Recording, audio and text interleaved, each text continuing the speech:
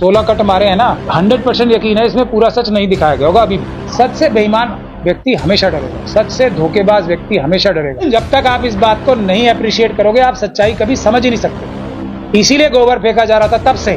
कौन है जो स्कूलों में बच्चियों को स्कूलों में जाने से रोकते हैं आज की तारीख, और कौन है वो लोग जो उनके खिलाफ कानूनी कार्रवाई नहीं करते, उनको बचाते हैं? कौन है वो लोग जो हाथरस की बच्ची के साथ जो और उसके परिवार के साथ जो आज हो रहा है, उसमें कौन है वो लोग जो उनको बचा रहे हैं आज भी? तो उसका कोई इलाज मेरे ख्याल से तो अभी तक दुनिया में बना नहीं है। मिथ्या के तौर पे सच को आप कपड़ा ढाक के छुपा के बोलते रहो कुछ भी, कि गौतम बुद्ध नहीं थे, ये कुछ और थे, ये बुद्ध विहार नहीं कुछ और है, तो आप बोलते रहो, कितना बोलते रहो, उससे फर्क नहीं पड़ता ना। झूठ दिखाया गया होता तो पहले तो जो मनुवादी मानसिकता का सेंसर बोर्ड इतना लंबा चौड़ा और पूरी हमारी मिनिस्ट्री है वो निकलने देती? मेरे ख्याल से मैंने देखी नहीं है अभी। 16 कट मारे हैं। नहीं, 16 कट मारे हैं ना, तो मैंने अभी देखी नहीं है। अभी इसमें मुझे 100% यकीन है इसमें पूरा सच नहीं दिखाया गया होगा अभी भी। पूरा सच तो इतना विभत्स है, इतना विभत्स है कि लोग खुद मतलब एक दूसरे का बाइकआउट करना शुरू कर देंगे, इतना विभत्स है असली सच। कुछ लोगों का कहना है कि जो है जातिवाद को बढ़ावा देते हैं। जातिवाद में मुझे आज तक ये समझ में नहीं आया बुराई क्या है।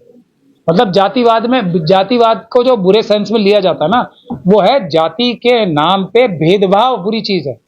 अगर कोई किसी ग्रुप में पैदा हुआ है, कोई किसी परिवार में पैदा हुआ है, कोई किसी जाति में पैदा हुआ है, तो उसमें बुराई क्या है? कोई बुराई नहीं है। अगर बढ़ेगा नहीं, अगर जो अभी मैं आपको बोला था कि रिजर्वेशन 100% हो जाएगी तो भेदभाव बढ़ेगा नहीं, तब भेदभाव खत्म हो जाएगा। पहले होता ना, ऐसा फर्क होता है। नहीं होता तो आप घोड़ी पे चढ़ते हुए लोगों को क्यों मार रहे हो? कौन है वो कौन है वो गंदे घिनौने लोग? बताओ आप मुझे, कौन है जो स्कूलों में बच्चियों को स्कूलों में जाने से रोकते हैं आज की तारीख में? और कौन है वो लोग जो उनके खिलाफ कानूनी कार्रवाई नहीं करते, उनको बचाते हैं? कौन है वो लोग जो हाथरस की बच्ची के साथ जो और उसके परिवार के साथ जो आज हो रहा है, उसमें कौन है वो लोग जो उनको बचा रहे हैं आज भी? कौन है वो लोग जो हाथरस की बच्ची को एक घर ना मिल जाए छोटा सा, उसके परिवार को, और एक नौकरी ना मिल जाए, लाख करोड़ों रुपए खर्च कर चुके हैं वकीलों पे? ये मानसिकता दिखाई है क्या? नहीं दिखाई होगी ये मानसिकता। ये जो आज है वो तो पुराना टाइम था, उसकी भी मानसिकता अभी पूरी जिस दिन दिखा देंगे। तो इनमें से जो ईमानदार लोग हैं ना, अपने आप को जो सवर्ण कहते हैं अपने आप को, उनमें से जो ईमानदार लोग हैं खुद ही इनका सबका बाइकआउट कर देंगे। इतना विभत्स है सच। उन्हें संपत्ति ने एजुकेशन के लिए काम किया, विधवा महिलाओं के लिए काम किया, लेकिन इनका विरोध क्यों कर रहे थे ये लोग? जब महिलाओं को आगे बढ़ना दर्शन चाहते हैं यहाँ पर नहीं, इन्होंने फिर देखिए, आप खुद ही सवाल करते हो, खुद ही जवाब देते हो। क्योंकि वो लोग विरोध करते हैं जो इंसान नहीं है, जो विधवा व्यवस्था बनाए रखना चाहते हैं, विधवाओं को ये कहना चाहते हैं कि एक जगह इकट्ठा करके उनके बाल मूंड के, उनको कपड़े पहना के सफेद बिठा दिया जाए, वो इंसान है। तो ये जब इंसान बन जाएंगे तब हम इनकी बातें करेंगे। जो ये कहते हैं कि वो मुंह से पैदा हुए हैं, भगवान स्वरूप है, वो बिल्कुल कहते हैं नहीं, भले इंसान नहीं है वो, नहीं कहीं से पैदा हुए हों, मुंह से। मैं देखिए, मुझे तो जो पता है, जो थोड़ी बहुत साइंस मुझे आती है, हमारे शरीर में जो भी बाहर के जो एटमॉस्फेयर से कांटेक्ट में आने वाली चीज है, उसमें अगर सबसे ज्यादा कीटाणु किसी जगह होते हैं तो वो मुंह में होते हैं। मुझे तो ये पता है सबसे ज्यादा। वो तो मानते हैं ना, मुंह से पैदा। अरे मैं क्या कह रहा हूँ, मैं तो आपको साइंस बता, पैरों में पैदा हुए हैं। मैं क्या कह रहा हूँ, जो मुंह के अंदर सबसे ज्यादा कीटाणु होते हैं, जो जितने भी नुकसान देने वाले पैरासाइट्स और ये सब होते हैं, मुंह में होते हैं। और पैर जो होते हैं वो सबसे ताकतवर होते हैं। इंसान की पूरी जो नींव है ना, वो पैरों के ऊपर है। तो और दिमाग इनके पास होता ही नहीं है, ये मैं आपको पहले बता चुका हूँ। क्या इतिहास से डरते हैं ये लोग? अपने इतिहास ये सच से डरते हैं।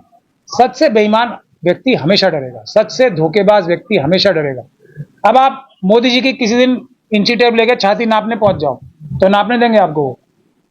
फिर आप बताओगे 56 की नहीं है। अनुराग कश्यप कह रहे हैं कि ब्राह्मणों ने पढ़ने से रोका, आगे बढ़ने से रोका है।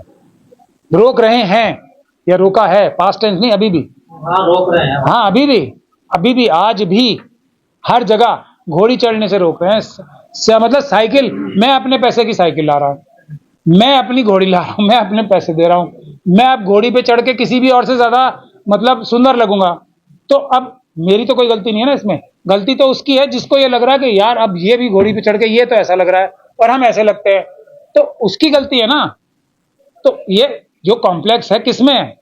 कॉम्प्लेक्स इसमें होता है जो कुछ होता नहीं है वो अपने आप को प्रोजेक्ट करता है। 56 इंच की होती नहीं है लेकिन बताता है मेरी 56 इंच की छाती है, वो है उनमें कॉम्प्लेक्स। सिनेमा घर स्क्रीन नहीं दे रहा है मूवी के लिए।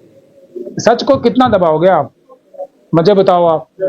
ये यूटीटी प्लेटफॉर्म आपने तो मेन स्ट्रीम जो सो कॉल्ड क्रिमिनल मीडिया उसको फेल नहीं कर दिया आपने। आप लोगों का तो ये है ना, फोन पे नजर आएगी ये तो सच है। लोगों के सामने कितना भी छुपा लिया जाए, ये सच है, ये सच आएगा और 100% रिजर्वेशन होगी। हम इनका 2.5% देंगे इनके घर ले जाके, 1.5% देंगे इनके घर ले जाके, ये होगा। आपने क्या कर लिया? 1.5%, 2%? मतलब उतना ही होगा ना, मैं तो अंदाजे से ही बता रहा हूँ, क्योंकि ये जनगणना कर ले तो हमें पता लग जाएगा कि भाई 1.5 नहीं 2% है। हमें तो 1-1.5% ही लगता है। तो आपकी वजह से 1.5% बनेगा सचिवालय में, मतलब केंद्रीय सचिवालय में जितने सचिव हैं अब 1 2 ही बनेगा। नहीं, अभी तो बैकलॉग में मतलब देखिए अगले मेरे ख्याल से 80 वो ही है ना। अभी जब बहुजनों का राज आएगा, जब इंसाफ का राज आएगा, तो पहले तो 100 साल के लिए इनका नंबर ही नहीं आएगा बैकलॉग की वजह से। तो साल आने का नहीं ना। कहाँ बैकलॉग, कैसी बातें कर रहे हो? लॉजिकली बात करनी चाहिए ना। फिर क्या करेंगे ये लोग? नहीं क्या करेंगे, मतलब लाइन में लगेंगे, 100 साल बाद आएगा नंबर, 1.5% मिलेगा इनको अधिकार। उसमें क्या मतलब हम लोगों ने तो हमने तो मतलब एक फिल्म आई थी, एक मिनट, एक फिल्म आई थी एक, तो उसमें सुनील कुमार था, मैं पुरानी थी ना, सुनील दत्त था शायद उसमें कहा था क्या कि हमने तो मौत का 36 घंटे इंतजार किया, तुम जिंदगी का नहीं कर सकते। तो हजारों साल तक आपने इंतजार किया है, 100 साल तक नहीं कर सकते आप? कैसी बात है, कौन सा न्याय है, कौन सी? सर पूरे दंपति जब काम कर रहे थे विधवा महिलाओं के लिए, बच्चों के लिए, एजुकेशन के लिए, तो उनके घर पे जो है हमला किया जाता था, गोबर फेंका जाता था। वो लोग अभी सिनेमा घर में अटैक कर रहे हैं, विचारधारा क्यों नहीं बदल रही उनकी? कैसे बदलेगी? मतलब आप उनसे ये उम्मीद करो कि फिर आप लोग उनको कहां पे, मतलब अगर कंपटीशन असली वाला शुरू हो जाए, दोनों को बराबर खड़ा करके दौड़ शुरू कराए, तो 5 मीटर जा पाएंगे, आप 100 मीटर चले जाओगे। ये प्रॉब्लम है। जब तक आप इस बात को नहीं अप्रिशिएट करोगे, आप सच्चाई कभी समझ ही नहीं सकते। इसीलिए गोबर फेंका जा रहा था तब से। केरला स्टोरी जैसी फिल्मों को प्रमोशन किया जाता सरकार के द्वारा, क्योंकि वो आपको अभी आप 100 मीटर पीछे से भाग रहे हो ना, आपको 150 मीटर पीछे करते हैं वो रेस में। उन सब चीजों से ये होता है, आपके चेहरे पे, दुनिया के चेहरे पे पर्दा और गहरा होता है। जो देशभक्त बनता है, मैं आपको ये कह रहा हूं, जो ईमानदार बनते हैं मनुवादी मानसिकता के लोग, उनसे बड़ा धोखेबाज और मक्कार है ही नहीं कोई। ईमानदार हो ही नहीं सकते ना, बाय डिफॉल्ट नहीं हो सकते। हर कम्युनिटी में 1-2%, 10% तो ईमानदार होते ही हैं बाय डिफॉल्ट। नहीं हो सकते। मनुवादी मानसिकता कभी ईमानदार हो ही नहीं सकती। जो ये अभी आप बता रहे थे ना, कोई कहीं से पैदा हुआ है, कोई कहीं से पैदा हुआ है, कुछ लोग पैदा ही ऐश करने के लिए हुए हैं और बाकी सब लोग पैदा ही उनकी सेवा करने के लिए हुए हैं। ये ईमानदारी है? ये ईमानदारी है? तो बस ऐसी ईमानदारी को मैं नहीं मानता। विरोध कर रहे हैं फिल्मों में, क्या सच्चाई छुप जाएगी? सच्चाई तो इनका बाप नहीं छुपा सकता। सच्चाई तो सबको पता है, सिर्फ टाइम का इंतजार कीजिए कि कब हम इनका 1% हिस्सा लेके 100-150 साल बाद जब भी इनका नंबर आएगा, इनके घर पे जाके खटखटाएं कि लीजिए आप अपना हिस्सा लीजिए। क्या सिनेमा में जातिवाद है तो जितना विरोध हो रहा है? हर जगह कहां नहीं है जातिवाद, बताओ मुझे आप। सबसे ज्यादा फिल्में किस पे बननी चाहिए भारत में, बताओ मुझे आप। एक आदमी पे बननी चाहिए सबसे ज्यादा फिल्में, बाबा साहब डॉक्टर भीमराव अंबेडकर पे। कितनी फिल्में बनी हैं बताओ आप मुझे। हर फिल्म में जो हक अधिकार की बात होती है, वो गंगा जमुना से लेके कौन कौन सी फिल्में जिसमें डाकू ये वो सब दिखाते थे ना, ये गांव में ब्याज पे लेके पैसे देता है, ये सब खत्म किसने कराया? तो उनका तो नाम कहीं नहीं आता था, मैंने तो नहीं देखा। पुराने से पुरानी फिल्म उठा के देख लो। ये तो मजबूरी में गले में इनको सटकना पड़ रहा है, को सर पे भी लगाना पड़ रहा है ये भी। लेकिन हमारे मंडल साहब ने एक वो तस्वीर उनकी आई है, दिलीप मंडल साहब की, उन्होंने 2 बहुत सुंदर सुंदर फोटो लगा रखी है अपने पीछे। एक है परम आदरणीय हमारे मोदी जी की और एक राष्ट्रपति महोदया की। बाबा साहब की फोटो ही पता नहीं कहां गई। ये तो हालत है, बताओ आप, मैं क्या बोलूं। ये मंडल साहब, दिलीप मंडल साहब की बात बता रहा हूं मैं आपको। बढ़िया से ऑफिस में बैठे हैं वो अकेले, और पीछे 2 फोटो नजर आ रही हैं। मैं देख के मुझे शौक लगा, मतलब कितना मुंह दिखाने के लिए सही, जो जिसकी वजह से आपने इतना अपने आप को चमकाया, या झूठे ही सही, उसका कम से कम एक छोटा ही फोटो लगा लेते, अपने दिल पे लगा लेते। फोटो लगा दिया अखिलेश यादव जी, बाबा साहब के साथ माता प्यारा चिपका दिया।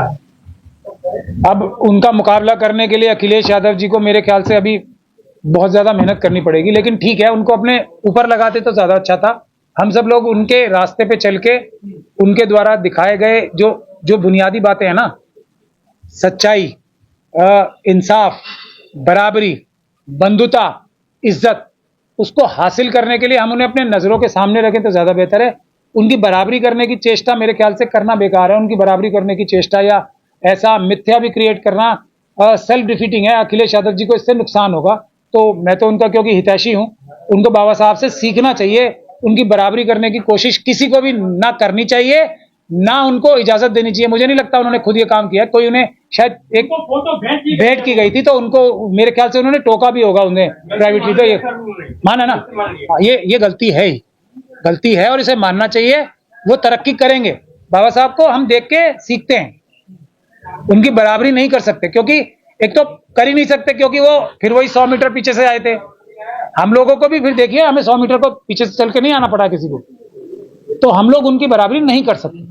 कोशिश कर सकते हैं कि हम उनके पैरामीटर्स पे, उनके दिखाए हुए जो गोल्स जो उन्होंने सेट किए हैं उसको पूरा करने की कोशिश करें। यहाँ तो बहुत सारे महापुरुष, दलाई सिंह यादव है, वो चरण सिंह है, धोइया है, उनकी फोटो लगा लेते हैं। नहीं है, वो भी महापुरुष थे, मैं मना नहीं कर रहा, लेकिन बाबा साहब का वो एक गालिब का शेर है, वो है ना, यूं तो दुनिया में सुखनवर बहुत अच्छे, लेकिन कहते हैं कि गालिब का अंदाज़े बयान हो। उसी तरीके का महापुरुष बहुत है, लेकिन पिछले जो 100-200 साल में बाबा साहब की बात ही कुछ नहीं। ये है बात। अगर आपने अभी तक हमारा चैनल सब्सक्राइब नहीं किया है तो सब्सक्राइब करें और घंटी का बटन बिल्कुल भी दबाना ना भूलें, ताकि सभी लेटेस्ट खबरें पहुंच सकें आप पे सबसे पहले।